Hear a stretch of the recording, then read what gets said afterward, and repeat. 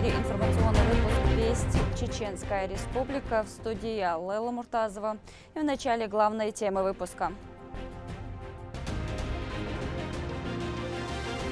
Опыт и новые знания. Я был очень рад посетить все места. Это очень красиво. Тут очень много хороших людей. И мне весело. Грозный стал центром образовательного слета. Студенты и кураторы из различных регионов России принимают участие в мастер-классах и конкурсных проектах.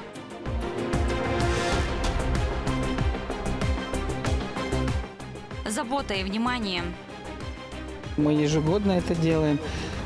Стараемся какую-то маленькую радость организовать для наших детишек.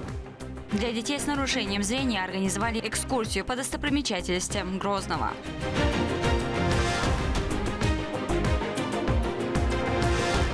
Трагический инцидент. Причиной происшествия стала перегрузка настила. Десятки людей получили травмы различной тяжести после обрушения деревянной конструкции.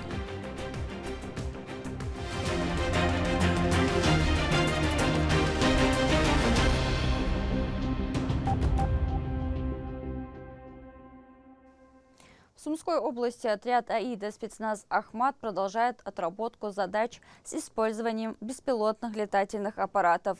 Дроны фиксируют цели и поражают их в строгом соответствии с расчетами и планом действий.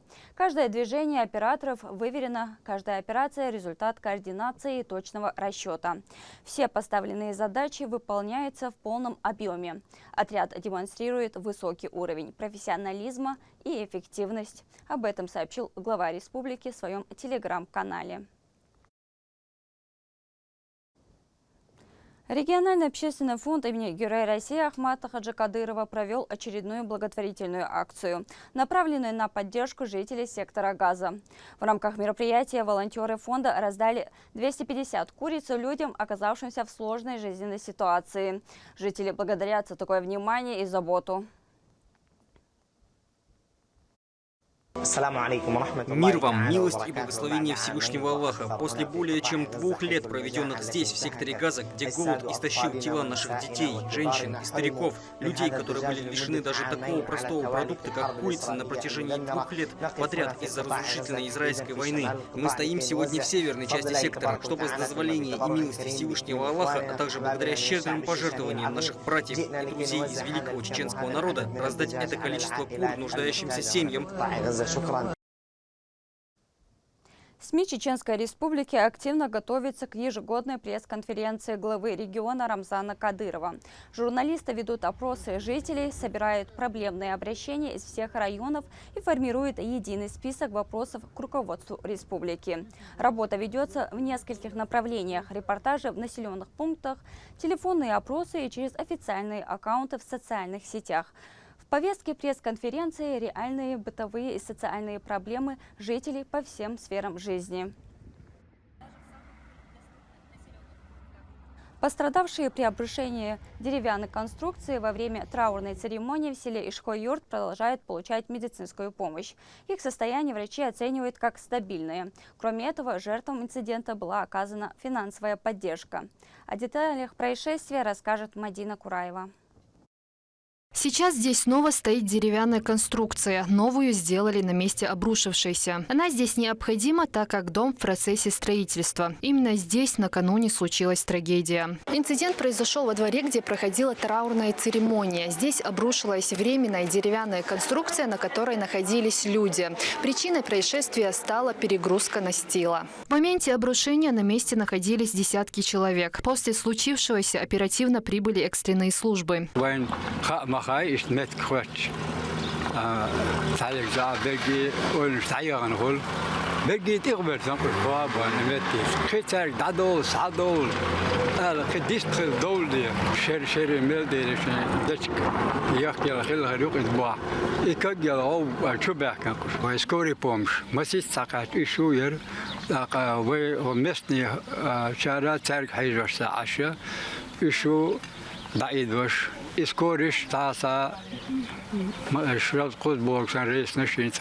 Всего за медицинской помощью обратились 84 человека. После обследования и оказания экстренной помощи 43 пациента госпитализированы, 2 из них в отделении реанимации. Остальные получили амбулаторное лечение. Большинство пострадавших доставлены в Гудермесскую центральную районную больницу. Вся больница была собрана в приемном отделении с целью, чтобы оказать своевременную и качественную медицинскую помощь.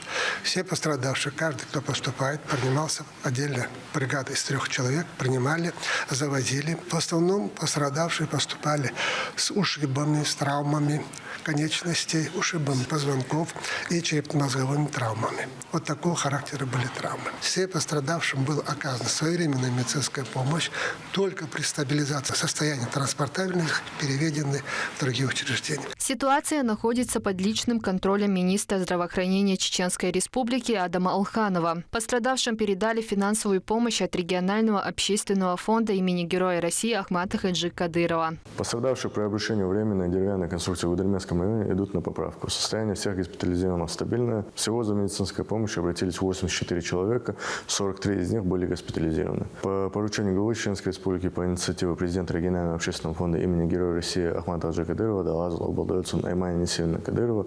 43 пострадавшим будет оказана материальная помощь в размере 100 000 рублей.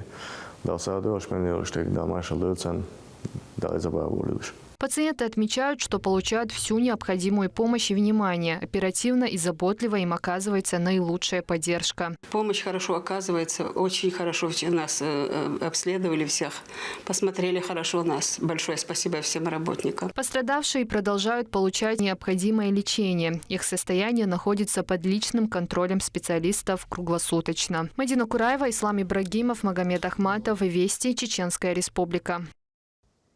В Грозном на въезде в центральную часть города с южной стороны строится новый жилой комплекс «Триумф». Об этом сообщила мэрия столицы. По ее словам, он будет расположен в начале улицы Шерипова со стороны площадки «Минутка». Архитектурная концепция выполнена в виде арки, соединяющей 2 многоэтажных здания по обе стороны улицы. Высота строений достигнет около 100 метров, а общая площадь превысит 81 000 квадратных метров. На нижнем ярусе разместятся торговые площади, коммерческие помещения и просторные вестибюли с зонами отдыха для гостей. Во Всемирный день слепых в Грозном для учеников коррекционной школы-интернат имени Валида Дагаева провели экскурсию по главным достопримечательствам города. Мероприятие организовали Чеченское отделение Союза женщин России и региональный филиал Всероссийского общества слепых. Продолжит Турплалита Исумов. Всемирный день слепых призван привлечь внимание к проблемам особенных людей, которые ощущают все вокруг не так, как мы привыкли. В честь знаменательной даты для слабовидящих учеников специальной коррекционной школы-интернат имени Валида Дагаева прошла экскурсия по Грозному. Первым местом прогулки стала мечеть «Сердце Чечни». Акция называется «Доступная среда, доступный город». Потому что сегодня такие условия созданы правительством республики Рамзаном Ахматовичем Дейрейсхалсон. Такие условия, которые могут свободно наши инвалиды перемещаться. Поэтому нам было интересно. У нас было огромное желание. Мероприятие для ребят организовано Чеченским отделением Союза женщин России и региональным филиалом Всероссийского общества слепых. Они не просто дали возможность насладиться красивыми местами, но и вручили сладкие подарки. Мы ежегодно это делаем. Стараемся какую-то маленькую радость организовать для наших детишек. Вот и сегодня тоже постарались так поучаствовать. Сегодня для них организовали экскурсию. Ну и у нас есть в этой школе очень много талантливых, одаренных детей, которых мы тоже поддержали в свое время. Организовали для них костюмы, танцевальный ансамбль, девушки, которые поют у нас, очень талантливые, на всевозможных конкурсах занимают призовые места. Внутри святыни ребята узнали много ее интересных подробностей, а также то, что здесь можно увидеть хранящийся волос пророка Мухаммада, да благословит его Аллах и приветствует. После осмотра группа направилась в сторону центральной площади столицы субъекта. Самире Буршиговой все понравилось так сильно, что эмоции едва передаются. Мы порадовались, конечно же, и вот приехали, вот сейчас мы в мечети были, прям очень удивительно. Мы как зашли туда, просто уже все вышли, и все заметили, что все забылось. Вот на душе, что было, там переживания всякие. Вот зашли, все забылось. И сейчас мы выходим, вот, красиво здесь. Живу, каждый день вижу, но как будто в первый раз всегда. Попав на бульвар Исамбаева, ребята также увидели много интересного. Это место особенно популярно у горожан для прогулок. Конечной точкой стал совместный обед в ресторане. Для счастья детям нужно совсем немного. А уж такие экскурсии с посещением религиозных и других интересных мест оставляют приятные впечатления на долгое время. Турпа, Лолита Исумов, Ислам Нацуров, Вести, Чеченская Республика. В Грозненском нефтяном техническом университете имени академика Миллиончикова прошел фестиваль танцев. Студенты показали свое умение в исполнении национальной традиции. Ведь чеченскому танцу присущи отточенность, плавность движений, а исполнителям чувство собственного достоинства, уважение и подчеркнутое внимание. Участников оценивало жюри, знающее все о национальной хореографии. Фестиваль ежегодный, он помогает молодым людям развивать свой творческий потенциал. Победители и призеры были награждены кубками, дипломами и благодарственными письмами. У нас 4 направления в танце. Это современный танец, национальный, сольный, парный и ансамбль, массовый танец. Вот. Ребята на протяжении нескольких месяцев готовились к этому мероприятию. Мероприятие у нас проходит на ура. Зал всегда бывает в восторге. Вот. И, конечно же, после завершения фестиваля у нас определяется гран-при фестиваля «Лучший танец». И эти ребята представляют наш вуз на других мероприятиях. Это как студфест, студенческая весна. Некоторые наши студенты, которые участвовали в фестивале танцев, они в этом году также участвовали в студенческой весне, в которой одержали победу. И они будут представлять нашу республику на российской студенческой весне. В рамках второго дня образовательного слета проекта «Профессионалитет» студенты и кураторы со всей России приняли участие в пленарных сессиях, а также для них провели экскурсию по туристическим объектам субъекта. Подробно в сюжете Линды Джамалдиновой. Второй день молодежного слета амбассадоров «Профессионалитет» в Грозном начался рано. Участники из 81 региона России разъехались по кластерам, чтобы увидеть, как федеральный проект работает на практике. Амбассадоры – такие же студенты, которые напрямую общаются со школьниками. Они рассказывают о реальной учебе, о работе на современном оборудовании, приобретаемых навыках и практике на предприятиях. Программа слет на самом деле очень насыщенная и, самое главное, разнообразная. То есть здесь такой вот симбиоз рабочей программы, образовательной части и культурной программы. То есть мы знакомимся и с Республикой Чечней, и с городом Грозный. У нас была пешеходная экскурсия, у нас был замечательный экскурсовод, который рассказал нам не только о городе, но и о традиции народа. А также у нас были рабочие программы, ребята генерировали новые проекты, разрабатывали новые игры, как они будут работать со школьниками именно у себя в своих техникумах и колледжах. Участников разделили на 3 группы. Первая посетила образовательный кластер Центра развития педагогических компетенций на базе Чеченского государственного педагогического университета. Для них организована увлекательная программа, проводятся тренинги на различные темы и мастер-классы. Вообще, в целом, все очень интересно. Программа супер классная. Вчера, получается, разрабатывали концепции игр, которые потом в последующем, возможно, будут в профессионалитете с разговорами со школьниками. А вот сегодня работаем над созданием техникума будущего.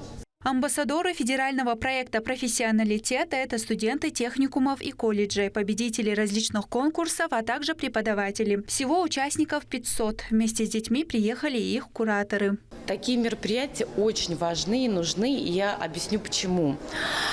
Ребята, вот если мы наблюдаем за их взаимодействием уже несколько дней, они так сдружились, как будто они знают друг друга 1000 лет. Все равно каждый регион, он по-своему уникальный. И каждый вот эту уникальность привносит в подобные мероприятия. Здесь они обмениваются вот этим удивительным опытом между собой. Вторая группа отправилась в кластер «Первое звено для здорового поколения» в колледж при Чеченском государственном университете имени Ахмата Хаджи Кадырова. Студенты увидели, как организовано обучение будущих медиков от симуляционных кабинетов до лабораторий с новейшим диагностическим оборудованием. Мы продемонстрировали манипуляции, которым мы обучаем своих студентов. Это фельдшерско-акушерский пункт, также зона доврачебного клинического обследования пациентов, также зона функциональной диагностики. Это продемонстрированные мастер-классы были очень интересны для прибывших ребят-амбассадоров.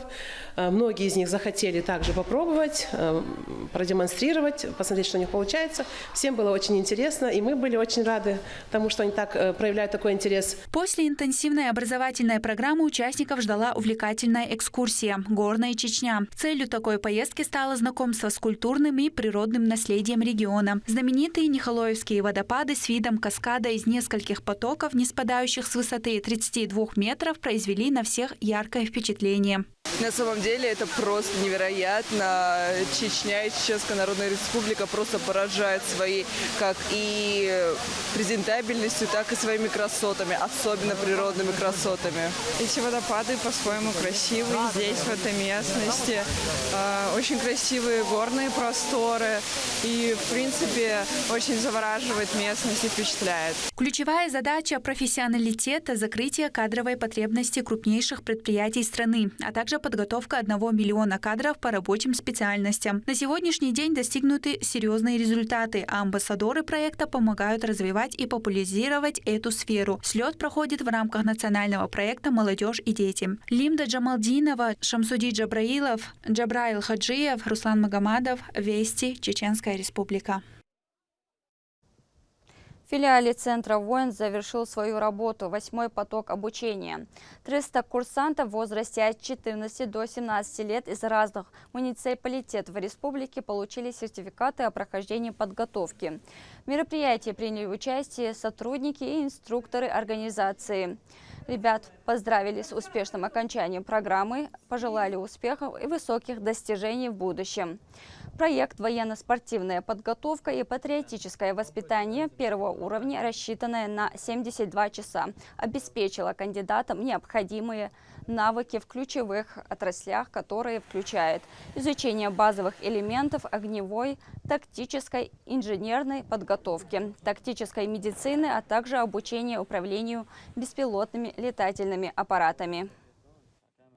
Ребята показали себя в ходе обучения очень хорошо, высокие результаты и с большим интересом усвоили для себя новую программу. Поздравляем наших курсантов с освоением новых для себя программ и желаем дальнейших успехов.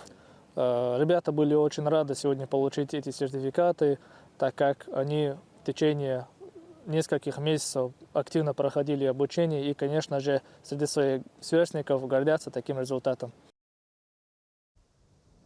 Национальная библиотека имени Абузайра Айдамирова стала площадкой мероприятия «Урок в музее».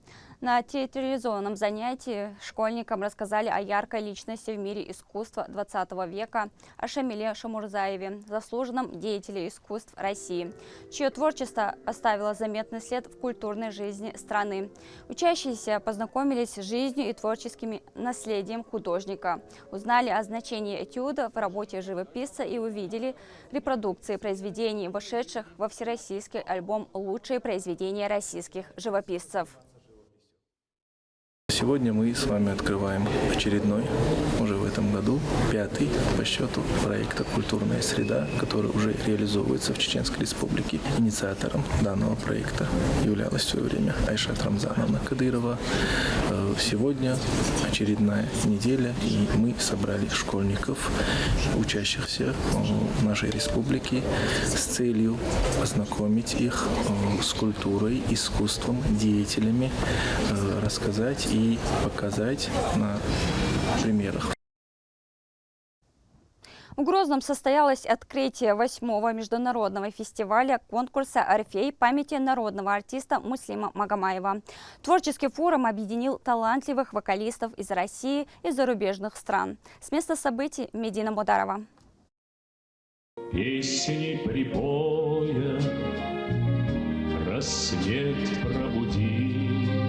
Муслим Магомаев – фигуру, которую по праву можно назвать одним из символов советской музыкальной культуры. Его сильный баритон, сценическая харизма и умение соединять оперную технику с эстрадной выразительностью сделали его настоящим вдохновителем для нескольких поколений музыкантов. Фестиваль-конкурс «Орфей» ежегодно, начиная с 2018 года, собирает поклонников артиста. В Грозном он проводится уже 8-й раз.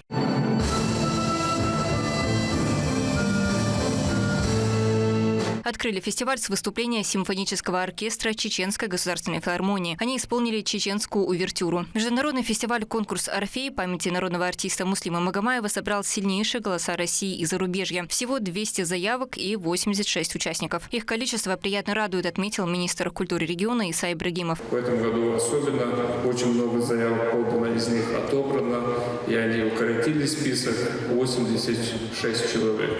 Также хотелось бы напомнить и рассказать о том, что Чеченская республика становления после 2 военных кампаний возрождалась как птица Феникс, и сегодня мы имеем такие большие концертные залы, площадки, театры, библиотеки, музеи. Это все благодаря первому президенту Чеченской республики, герою России Ахмату Хаджи Кадырову, Талазу Холбадовичу. Цель конкурса – сохранить и развить национальные культурные традиции народов России и зарубежных стран. Участников поприветствовал председатель Совета жюри фестиваля Николай Васильев. Хочу поздравить всех участников конкурса, фестиваля, пожелать им огромных успехов и чтобы у них состоялись их мечта, чтобы они могли победить. Кто не победит, тот сделать шаг над собой. С этого момента «Орфей-2025» официально открыт. Мероприятие сопровождалось яркими выступлениями членов жюри, настоящих мастеров сцены. Открыл концертную программу романс из репертуара Муслима Магомаева и Винченцо Беллини, Кавантина, Нормы из одноименной оперы в сопровождении симфонического оркестра. Поет заслуженная артистка Российской Федерации, приглашенная солистка Академического Большого театра России Наталья Дмитриевская. Репертуар очень разнообразен. Здесь и классика, незыблемые хиты, которые когда-то исполнял Муслим Магомаев, и современная музыка, а также национальные песни.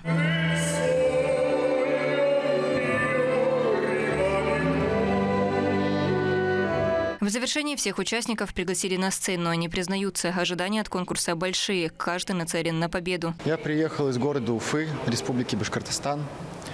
Решил участвовать на этом конкурсе, потому что у меня была большая мечта поучаствовать вообще на конкурсе имени Муслима Магомаева. В данном случае мне предоставилась большая возможность выступить на конкурсе. Я надеюсь, я не разочарую жюри. Я очень счастлив, что я сюда попал. Участники будут соревноваться за победу в 2 номинациях – академический и эстрадный вокал, а также за звание Гран-при «Орфей-2025». Победителя определит компетентное жюри. Медина Мударова, Маусар Хаджиев и Магомед Ахматов. Вести, Чеченская Республика. К этому моменту это все события. Еще больше новостей вы можете узнать на наших социальных платформах и в приложении «Смотрим». С вами была Лейла Мутазова. До новых встреч в эфире.